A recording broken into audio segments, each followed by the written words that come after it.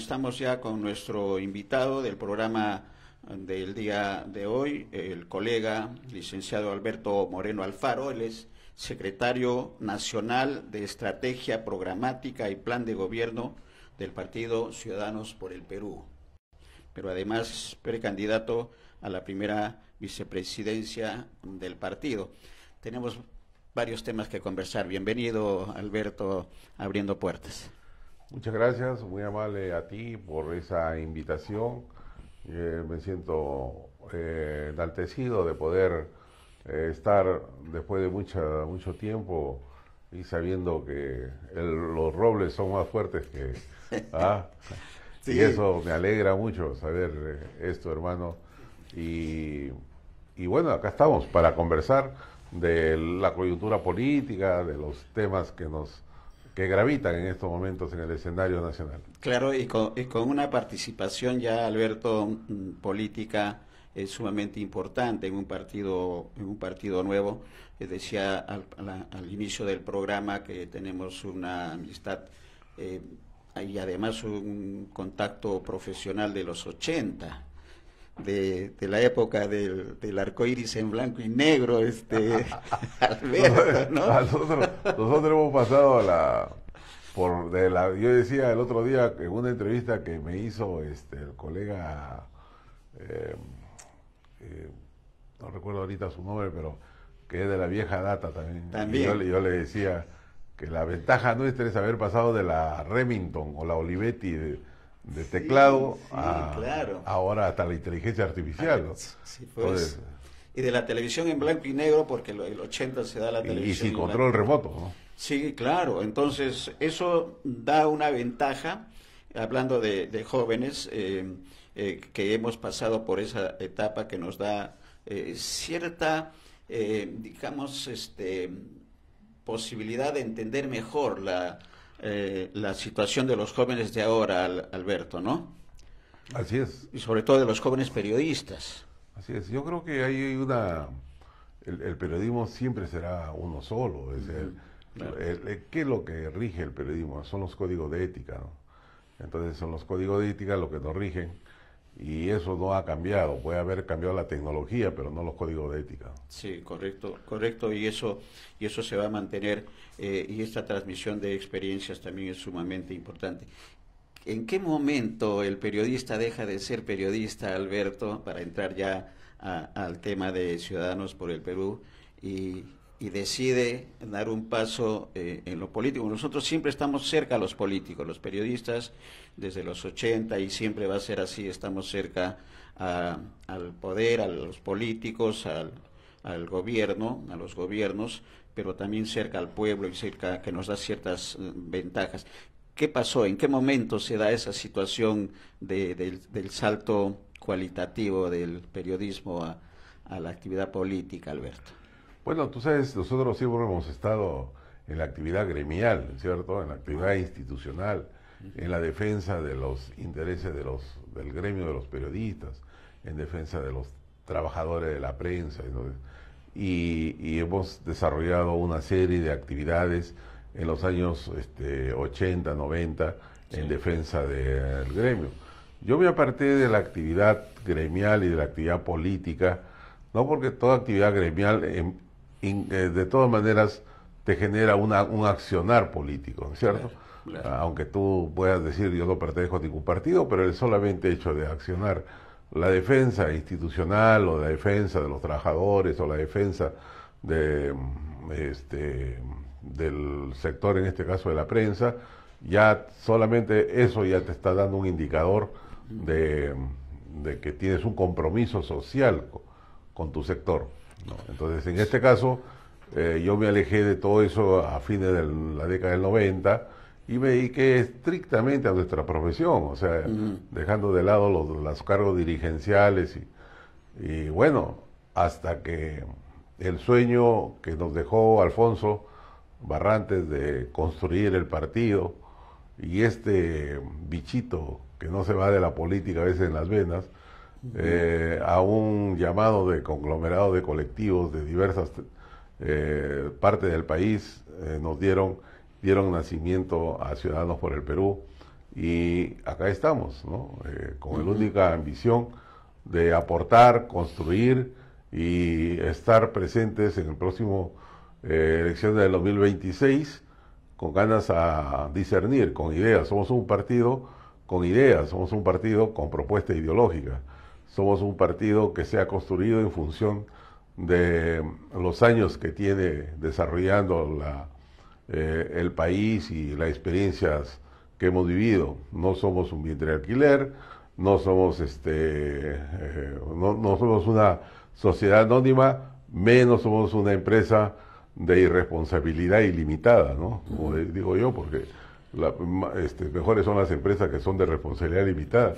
En la política hay partidos que son de irresponsabilidad ilimitada. Qué buena definición, y eso nos lleva a preguntar dos temas, ¿no? En la parte interna entendemos que Ciudadanos por el Perú están en etapa de consolidación, y eso tiene que ver con la secretaría que tienes bajo tu responsabilidad, que es la estrategia programática y el plan de gobierno. ¿Cómo se está trabajando esos dos aspectos en esta etapa previa a la ratificación que es la segunda parte del comentario, Alberto, de la ratificación de la fórmula presidencial con el exministro Quero, que va como candidato presidencial? Bueno, nosotros en el plan de gobierno tenemos un grupo importante, interesante, que combina la experiencia con la juventud, ¿no? En la elaboración del plan de gobierno, con mucha responsabilidad, con mucho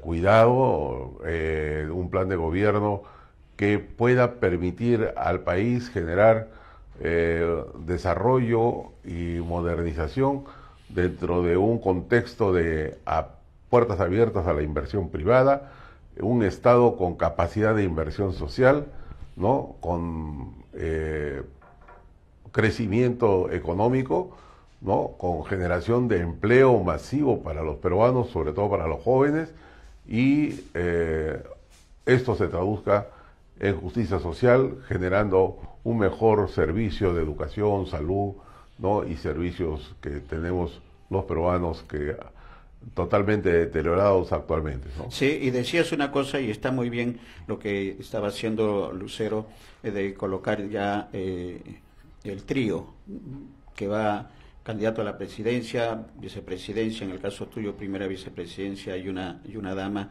Y decía, para el comentario, Alberto, tú explicabas que hemos sido y seguiremos siendo gremialistas, con la prioridad de la profesión, que nos da la sensibilidad y el hecho de ser periodistas, de estar cerca a las necesidades. ¿Esa consideras que es una ventaja en la elaboración del plan de gobierno y en esta estrategia programática que tienes? Sí, definitivamente. Mira, el periodista, tú sabes, el buen periodista no solamente mira los hechos por encima de los libretos o de la redacción o los titulares de los diarios.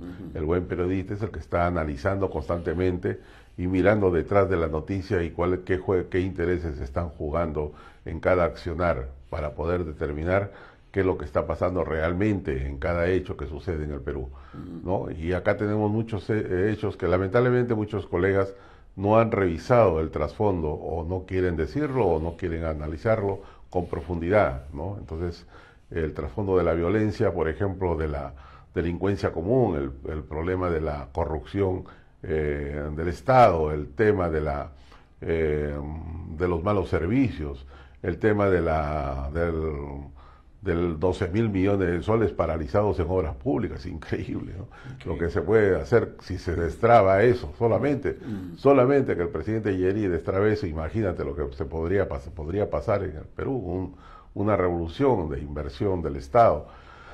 Entonces hay muchos elementos, muchas cosas que analizar detrás de cuáles son los intereses detrás de, sí, porque cada acción, cada lugar, cada circunstancia tiene un porqué. Y ese porqué muchas veces que se guarda en reserva, se le echa tierrita para no mirarlo.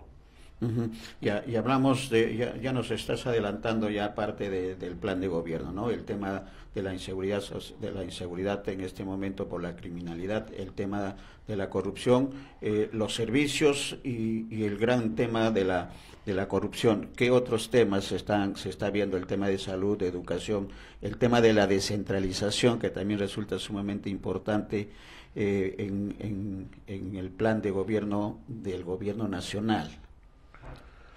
Sí, el tema de descentralización, uno de los grandes fracasos que tenemos en el Perú es la descentralización del Estado. Uno ha fracasado todo eso, ¿no? Entonces, primero, no hay tal descentralización. Al final, estamos manejándonos como nos manejábamos hace muchísimos años atrás con el departamentalismo del país, ¿no es cierto? Entonces, necesitamos modernizar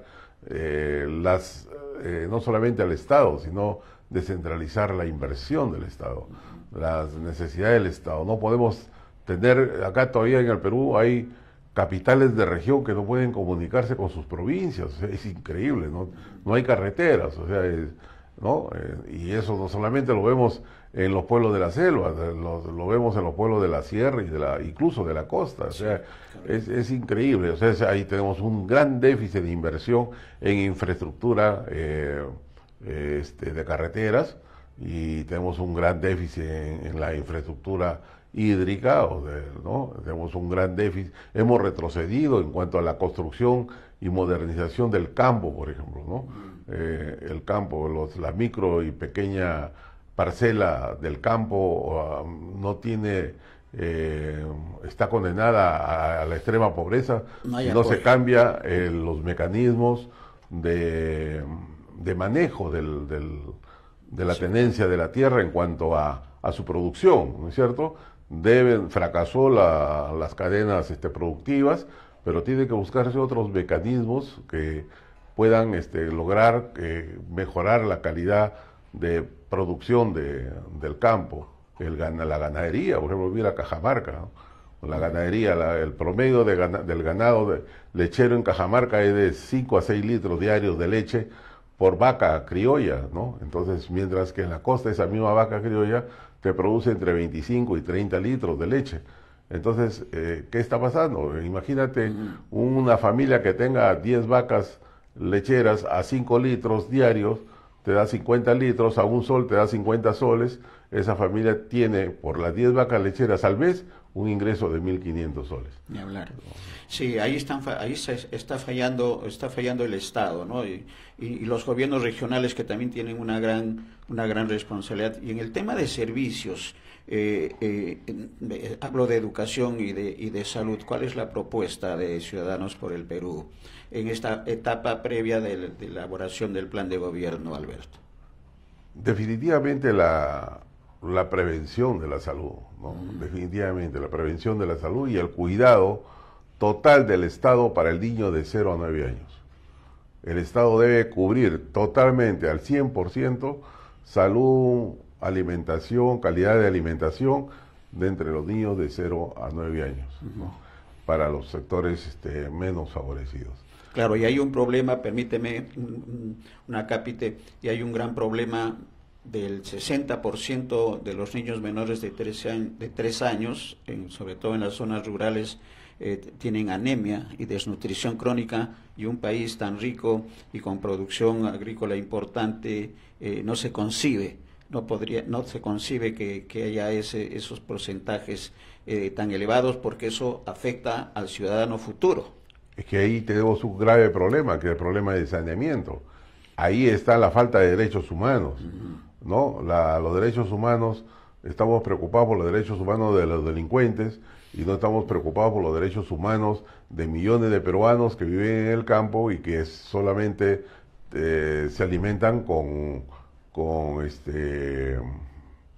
la producción alimentaria no es la más adecuada, ni tienen las garantías higiénicas mínimas que les permita garantizar, por ejemplo, la presencia de una serie de bacterias, etcétera, en la alimentación.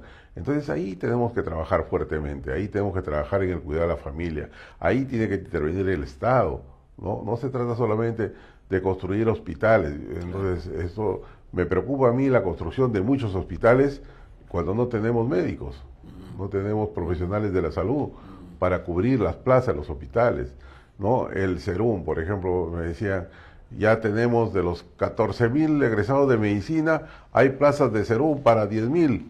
Oye, pero ¿cómo va a haber para 10.000 si el déficit de atención médica en las zonas, digamos, del campo, de las zonas marginales, es casi nulo? Hay una serie, hay decenas o centenas de postas médicas cerradas por falta de personal médico. ¿Por qué no generar atención itinerante? ¿Por qué no ampliar el servicio de la salud en las postas médicas? En lugar de 8 a 4, hacerlo de 8 a 8, 12 horas por lo menos de atención diaria que permita al campesino, a las zonas urbanas marginales, poderse atender normalmente, saliendo a veces de su trabajo de obrero o de sus cacholeos o de la informalidad en la cual desarrollan su actividad económica. Entonces, ahí hay una serie de atenciones que el Estado no está mirando y que tiene que volver una mirada mucho más acuciosa para la búsqueda de las soluciones de un sector de la población muy importante, que calculo debe estar en un 30%, 40%, que no está siendo atendido. Correcto. Y en este trabajo de elaboración del plan de gobierno y en esta estrategia programática, Alberto, entendemos, y producción nos ha dado a conocer, y el equipo de prensa también del partido, de visitas que se están haciendo, en el caso muy puntual tuyo, visitas a algunas de las regiones, y en tanto viene el comentario, le vamos a pedir a Lucero que nos ponga un video en la que me parece tienes una actividad en Puno, pero en general, a nivel nacional, ¿cómo se está desarrollando este acercamiento para conocer las necesidades y que puedan transformarse en plan de gobierno, en propuestas de plan de gobierno? Bueno, nuestra lectura es constante y el aprendizaje también. Cada visita a los sectores populares, al Perú profundo, es una lectura permanente de sus necesidades y de la búsqueda de soluciones a ellas. Nosotros nos sentimos muy halagados, por ejemplo, en Puno, de la receptividad con la que hemos sido albergados en Puno. A los pocos días otros candidatos presidenciales han llegado y han sido sacados a huevazos, ¿no? Y con orines. Y los han declarado persona no grata. Los han declarado persona no grata. Bueno, nosotros nos han declarado persona grata, no solamente un municipio, sino muchos municipios, alrededor de 13 municipios. Hemos compartido con ellos y hemos estado con ellos compartiendo su mesa, sus inquietudes, sus preocupaciones, sus proyectos. Y acá estamos, dispuestos a seguir luchando por la solución de los problemas de un pueblo tan rico, mi estimado compañero y hermano, sí, ¿no? Claro. Como es Puno, o sea, tú sabes, potencial, el litio y todo eso. Tú sabes que a los peruanos, por ejemplo, yo les decía a los puneños, a mis hermanos del campo del Puno, que ojalá me puedan estar viendo, les decía, cuando yo era estudiante primario, secundario, ¿no? Me enseñaron que allá, ¿no? En la meseta del Collao nace el Perú profundo. Allá en ese lago Titicaca nace y se inicia la gran leyenda de la construcción del Imperio Incaico.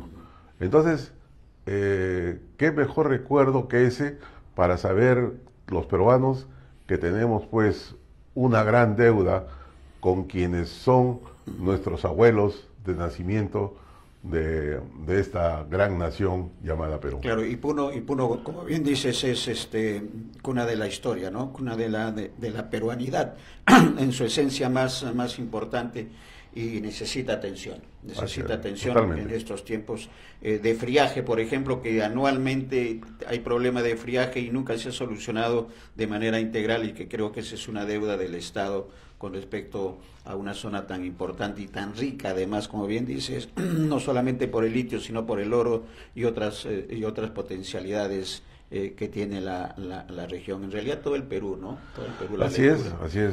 Somos un país extraordinariamente rico. Y ahí en esa línea estamos conociendo, nuestros amigos televidentes están conociendo parte del plan de gobierno. ¿Cómo va el plan de gobierno? ¿Cuándo se presenta? ¿Va a ser de manera simultánea con la ratificación de la fórmula presidencial, Alberto? Bueno, nosotros tenemos un calendario electoral, ya se escribió la lista presidencial que la encabeza el compañero Morgan Quero, ¿no?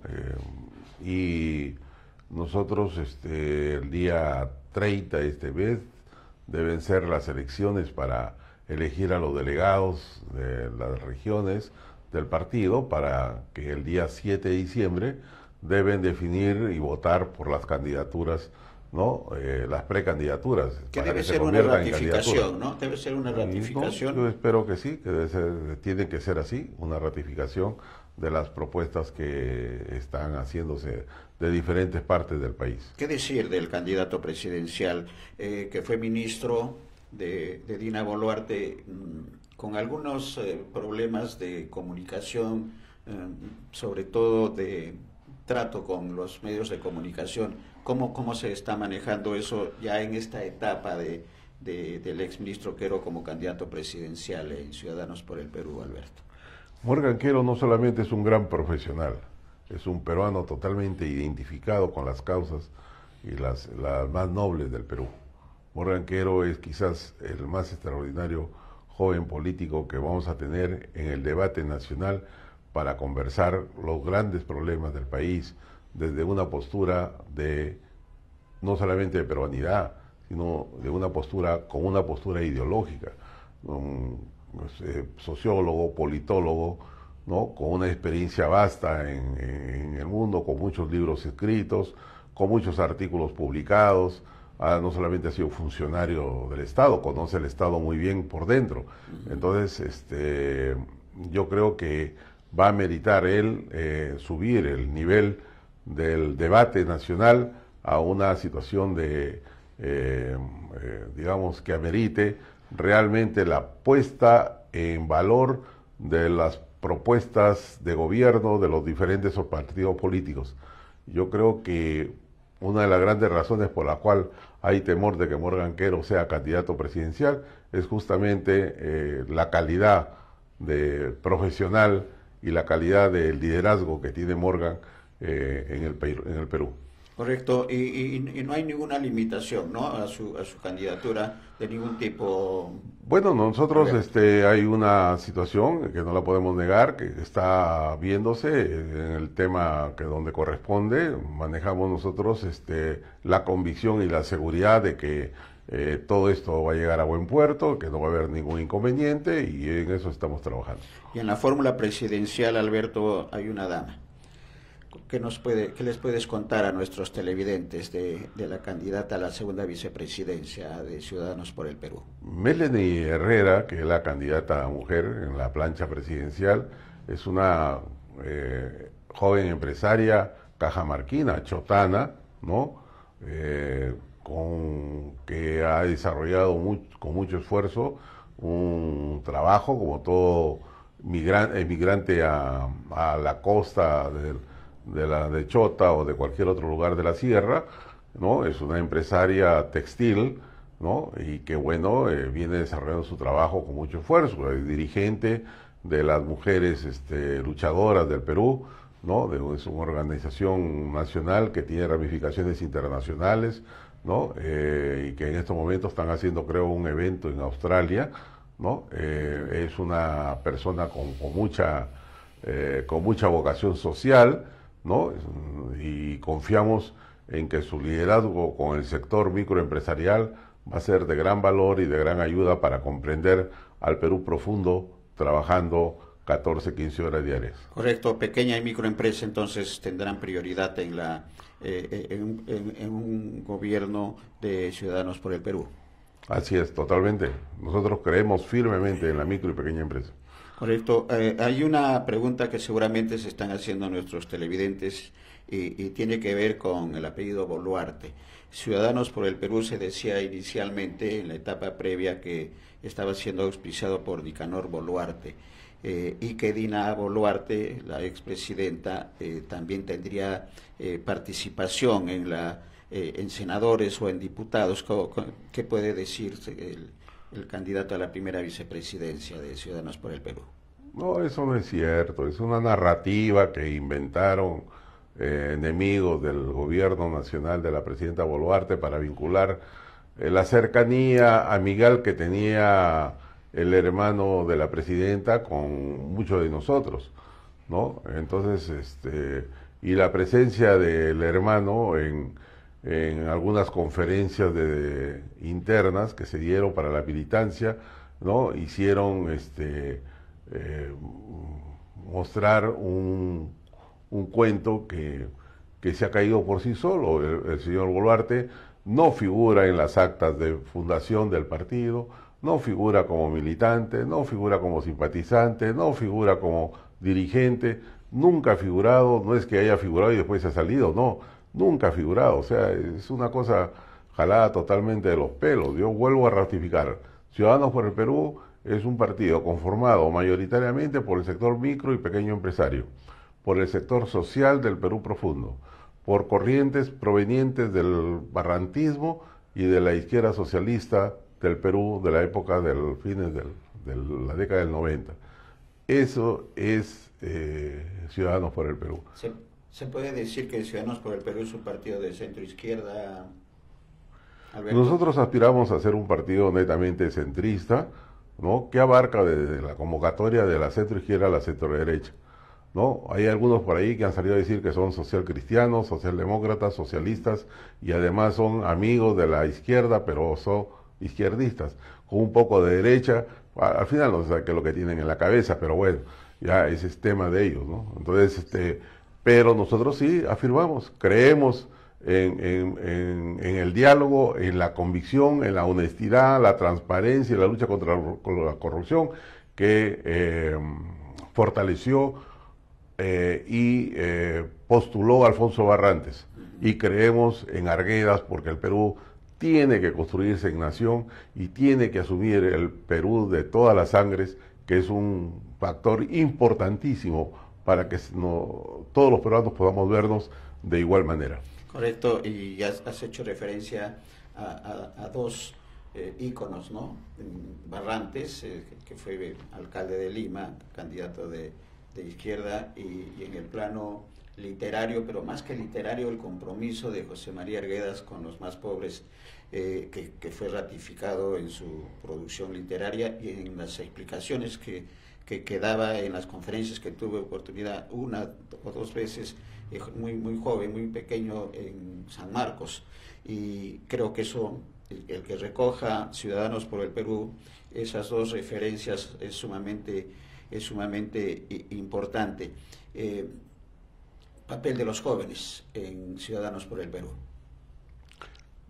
En la construcción, el joven no puede quedarse solamente en la edificación de la nueva tecnología y del desarrollo de esta en función de el futuro. Creo que el joven tiene que construir su afirmación nacional peruana en función de la mística de lo que es ser peruano, de la mística de lo que es construir la patria de sus padres, sus abuelos, y en función de una mirada mucho más abierta de un Perú totalmente desprovisto de corrupción y una búsqueda de integración. Los graves problemas del Perú se dan en cuanto que el peruano está cada vez dejando de pensar en su cultura milenaria y no apuesta por ella en la construcción de la sociedad del futuro. Yo creo que en la medida que tengamos claro, como toda sociedad milenaria, como China, como Rusia, como Inglaterra, como Europa, etcétera, en la medida que tengamos claro que la historia es la fuerza del corazón y de la mente para el desarrollo de los pueblos, eso va a ser fundamental para que los jóvenes podamos verlos aspirando a tener la seguridad nosotros, que ya somos sesentones, ¿no? A tener la seguridad de que ellos sí pueden hacer del Perú un país totalmente diferente al que nosotros lamentablemente tuvimos que atravesar, pasar y verlo en crisis y sufrir diariamente, porque los peruanos que creemos en el Perú, los peruanos que apostamos por el Perú, los peruanos que realmente hemos luchado por la patria desinteresadamente, sin ningún atisbo de interés personal, económico, etcétera, ¿no? Nos duele en el corazón a veces la crisis en la que estamos pasando, y esto nos hace tanto daño ver un Congreso totalmente desvinculado de la realidad peruana y un Estado totalmente alejado de los más pobres y del pueblo, y también un Estado totalmente desprovisto de principios y de construcción de un camino claro hacia el futuro. Y qué bien que la mirada de Ciudadanos por el Perú esté en los principios de nuestros ancestros, del Tahuantinsuyo, de los incas, del Amazúa, la Amayuya, Amaqueya, y los principios de honestidad y de ética, que creo que son los tiempos, Alberto, de recuperar esos principios para empezar a cambiar la sociedad. Se habla que está vigente en estos tiempos una expresión de González Prada, de los viejos, se refiere a la clase política actual que está en el Congreso de la República y ratificada en el Ejecutivo, y los jóvenes a la obra, y el papel de los jóvenes va a resultar sumamente importante en esa línea.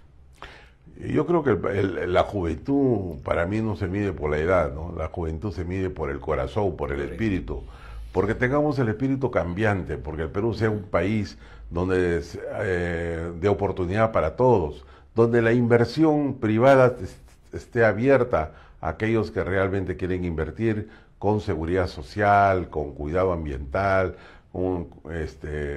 para lograr empleo sano. Y también el Estado tenga la capacidad de hacerlo de inversión social que permita a los peruanos garantizar pues el flujo de su bienestar familiar con un buen servicio del Estado. Y para eso pues se pagan impuestos, para eso los peruanos pagamos impuestos, para eso intentamos construir. La democracia no es un saludo a la bandera, la democracia se construye todos los días, se fortalece. Creemos nosotros firmemente en el mercado, por supuesto que creemos firmemente en el mercado, pero también hay sectores que no pueden competir en el mercado porque serían avasallados y serían convertidos en monopolios o oligopolios.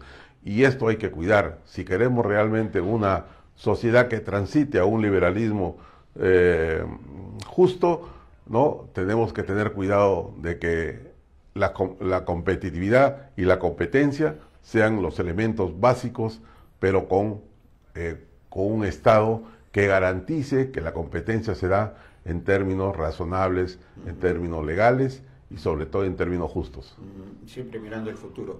Y en esa mirada, no dejar de lado no solamente ver el Tahuantinsuyo, sino ver los últimos 3 años del gobierno. ¿Qué evaluación tienen en Ciudadanos por el Perú del gobierno de Dina Boluarte y el gobierno actual, de este gobierno transitorio que debe de entregar las riendas del Ejecutivo y el Legislativo en abril del 2026 y en julio del 2026, Alberto? Lo que los peruanos no nos hemos dado cuenta, y voy a repetir lo que dijo un periodista español, lo que los peruanos no quieren reconocer, lo que los peruanos no han querido decir, que si Dina Boluarte no hubiera asumido la presidencia, el país realmente se convertía en un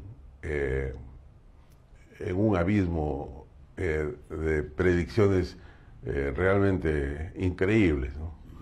Es decir, la señora Boluarte tuvo la entereza de asumir el país en momentos tan difíciles para la patria.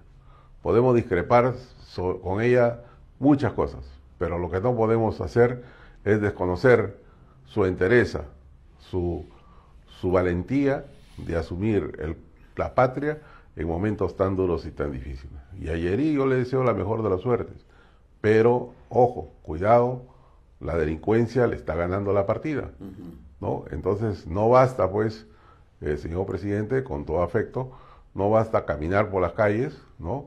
Ni visitar las comisarías.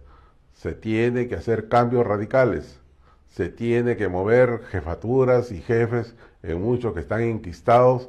Habría que hacer una revisión de todos los jefes policiales que se encuentran en un mismo cargo y en un mismo lugar y en zonas aparentemente llenas de corrupción, más de 3, 4 años y no se mueven. Entonces hay que cambiar eso, hay que modificar eso, hay que reestructurar eso. Entonces, en ese aspecto hay mucho que trabajar. Presidente Yeri, un llamado a construir la gobernabilidad, dando golpes mucho más certeros de lo que hasta ahora se han dado. Correcto. Acciones más puntuales y más concretas, que eso también es lo que está esperando la ciudadanía, porque siguen muriendo peruanos de a pie. Y eso es inconcebible, creo, ya a un mes de la gestión del presidente del gobierno transitorio, Alberto. Así es, yo estaba viendo la estadística ayer justamente, después de un 30 días, y los niveles de delincuencia aparentemente se habrían incrementado, ¿no? Entonces, esto obviamente significa que no se está dando en el clavo, como se decimos criollamente, y esto amerita que definitivamente tiene que cambiar la estructura de la lucha contra la delincuencia y golpear en los sectores donde todos los policías y los peruanos sabemos que están los núcleos delincuenciales y no se les está golpeando.